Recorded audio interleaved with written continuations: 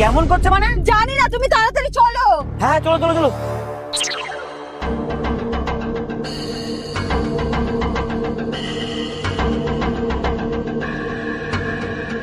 মা কি হয়েছে? বমি করছে, বমি। কি করে?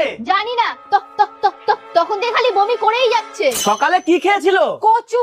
মানে? কচু ভাজা আর পান্তা ভাত। হায় রে, এই বয়সে কেউ কচু ভাজা খায়, তাও আবার পান্তা ভাত দিয়ে? আমি বলি কি, আরেকবার কচু ভাজা খাইয়ে দি, বিষে বিষে বিষক্ষয়। এই তুই চুপ কর।